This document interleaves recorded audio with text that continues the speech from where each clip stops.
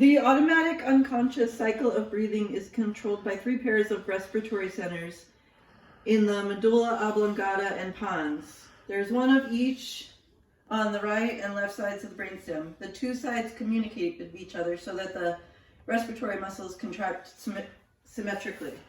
The ventral respiratory group, VRG, is the primary generator of respiratory rhythm.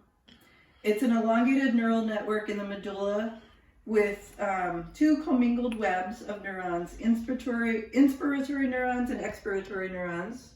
Each forms a neural circuit. In quiet breathing, the inspiratory neuron circuit fires, issues nerve signals to integrating centers in the spinal cord, which are here.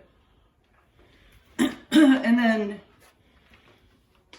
the spinal centers relay those signals by way of phrenic nerves to the diaphragm and by way of intercostal nerves to the external intercostal muscles. Contraction of these muscles then enlarges the thoracic cage and causes inspiration.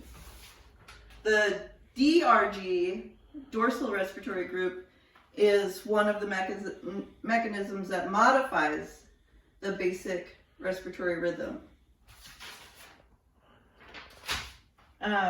The DRG is an integrating center that receives input from several sources.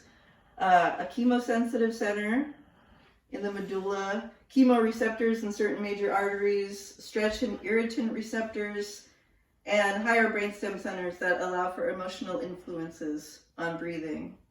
The DRG is also a web of neurons, and it extends much of the length of the medulla.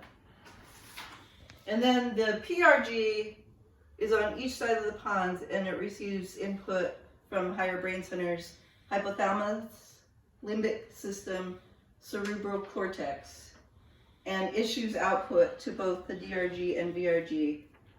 And it helps to delay the transition from inspiration to expiration, such as making a shorter or shallower breath or a longer and deeper breath. That's it. Thank you.